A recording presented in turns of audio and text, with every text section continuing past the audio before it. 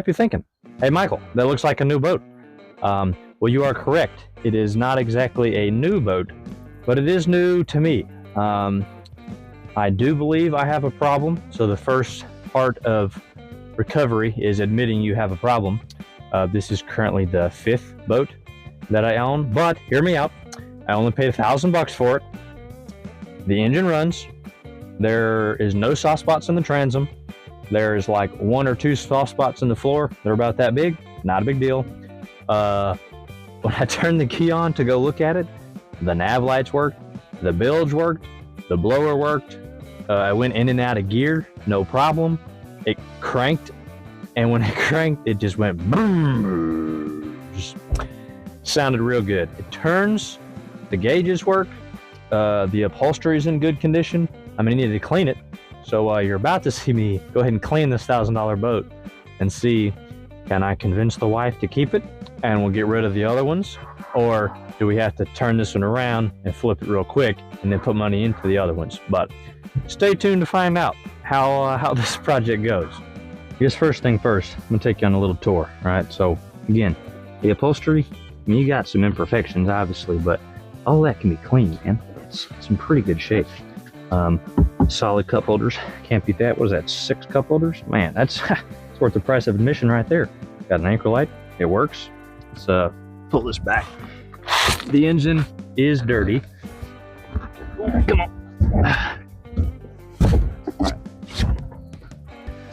All right, the engine's dirty, obviously, but man, it turns over, and so yeah, we're gonna dive into that later. But I want to get everything else clean before we get there. Put that back on there. All right, so we got these old school ski boat seats, which is awesome. They fold out into like benches, super cool. Again, upholstery, fine. This radio looks super nice and clean. Your glove box works, it's nasty.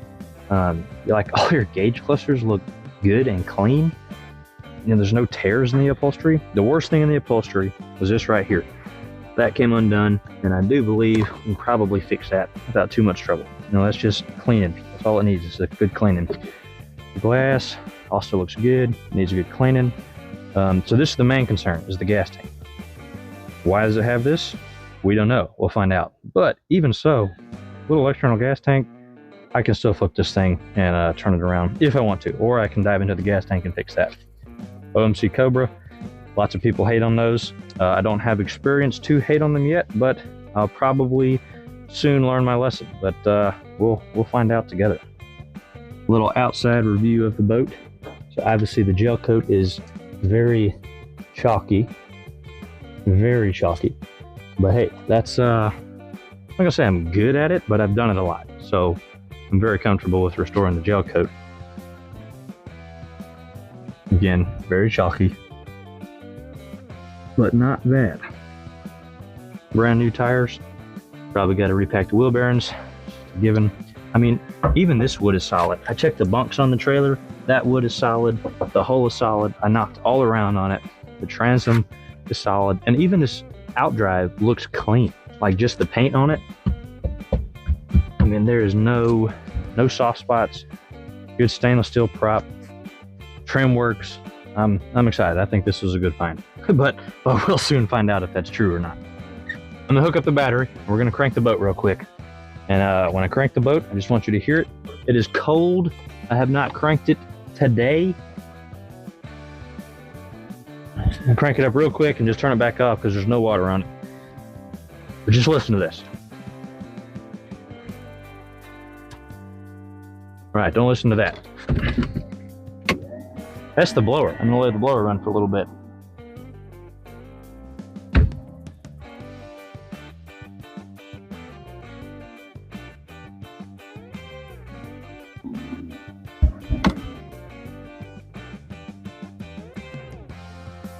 All right.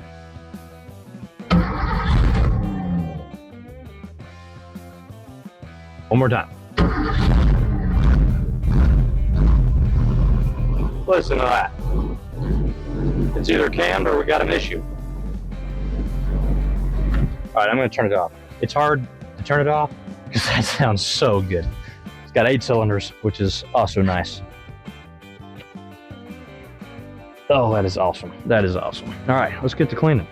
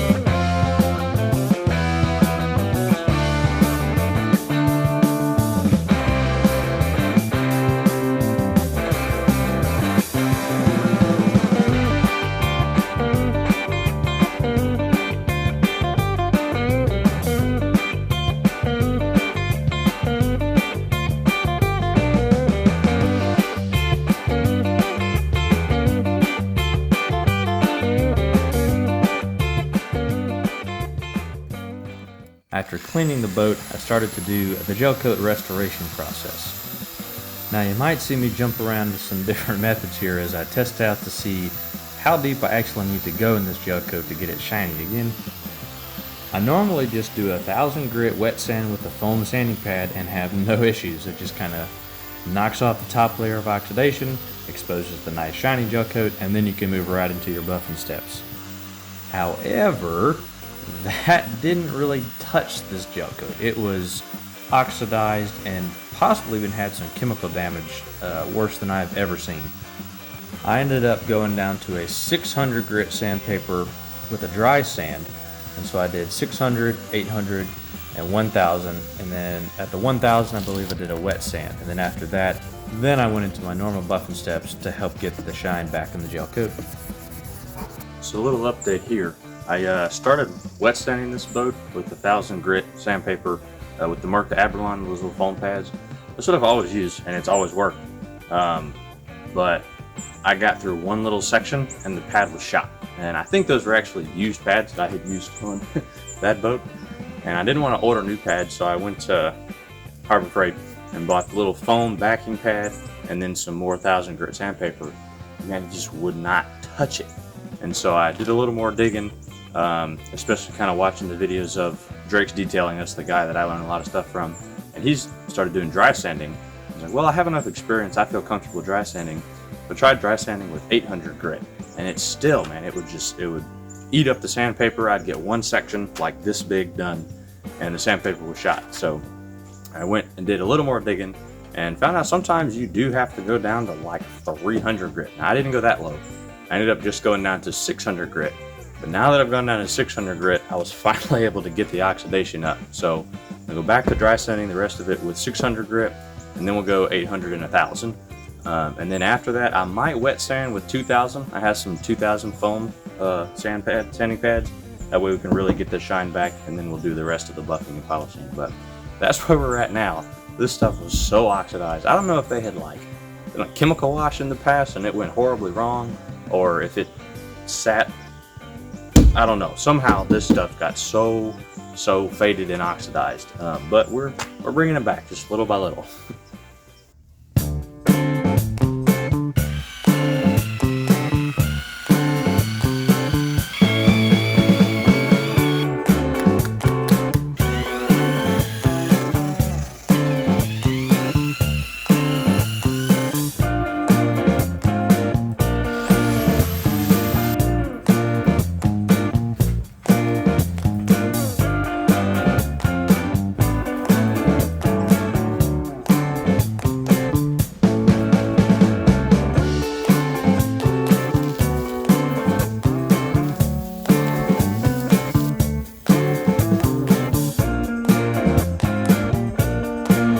So I'm going to check the level of the oil right here in the lower unit to see what it looks like and see if we can take it out.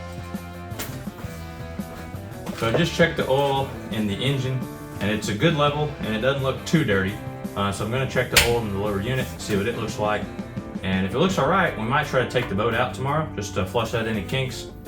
But we're getting the gel coat shinier, and that's kind of all we have left to do is check this and the engine oil. And I'll change the engine oil and filter and this oil pretty soon, but we're taking it out once. I think we'll be all right. Uh-oh, don't need that.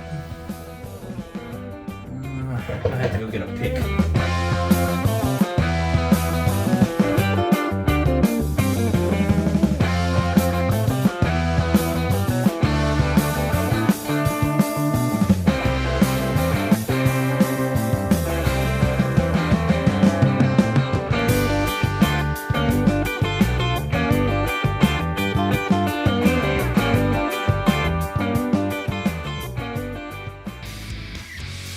All right, I'm gonna turn the water on. We're gonna crank this puppy up and see what happens.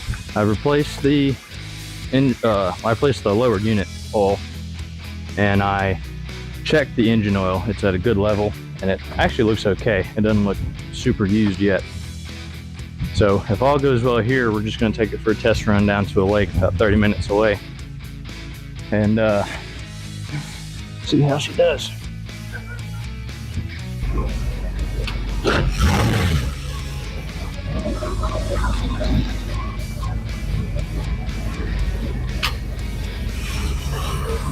Forward works, that's good.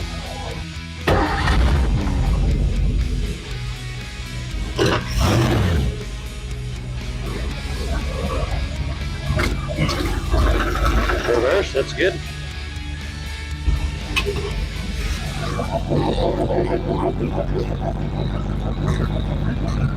I'm not sure where the water is supposed to be coming out at. It's normally like a pee hole on the outboard.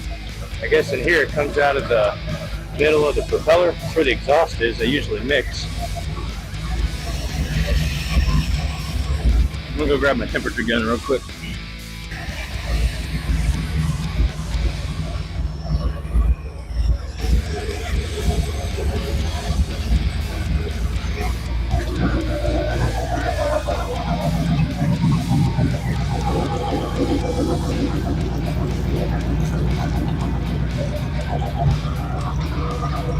Kind of shooting temperatures all around.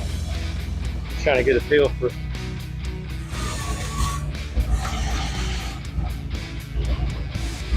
All right, well.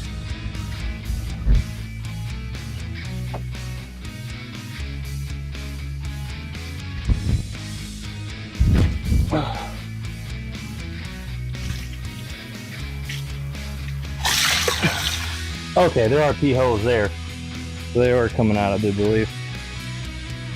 Yeah, all right. Well, next thing's next. Take it to the lake and see if she floats.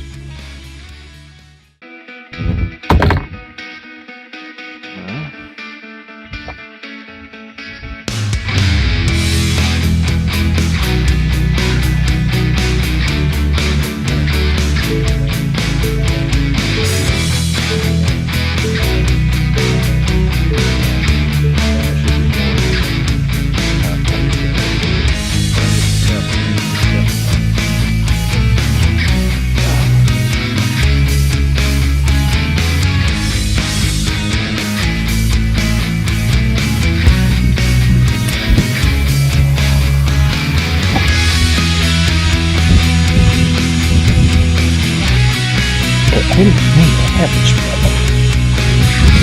Oh, there you go.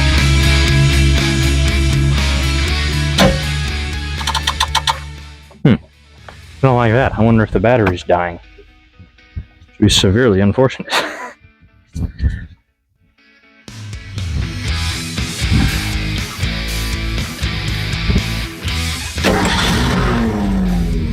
There we go. It just had a loose connection, so I'll have to fix that when I get back. But for now, it's looking good. I meant to bring my temperature gun. I forgot to, so we'll just keep an eye out. It doesn't look like the temperature gauge is working, or either it's so cold that it just hadn't even come up yet. The bilge is going on like full stream. I'm wondering if there's like a huge leak in the water system somewhere.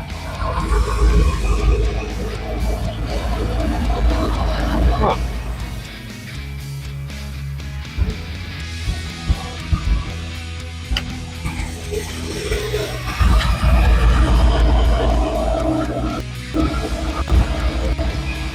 there's definitely water pouring in.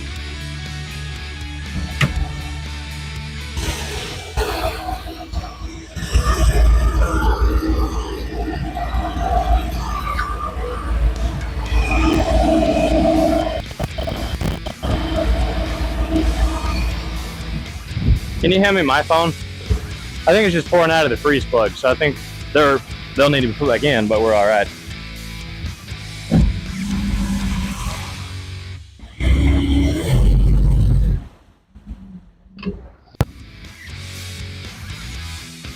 Boat. Bust out another 1,000.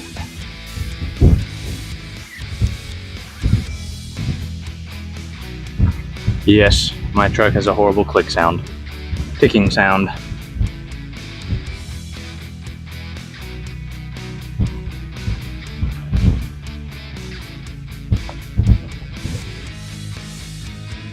So we just brought the boat that I've been shinying up to the little test lake again.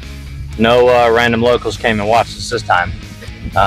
But we got the boat down in the water. I checked for leaks. There was no leaks. I cranked it up, and after I cranked it, I turned the bilge on, and the bilge was flowing water very fast. It's like, that's not good. I peeked down under the engine, and water was pouring in. I was like, crap. So I got my phone and kind of, videoed down in the hole and found out that the old freeze plugs were out. Well, some people call them freeze plugs.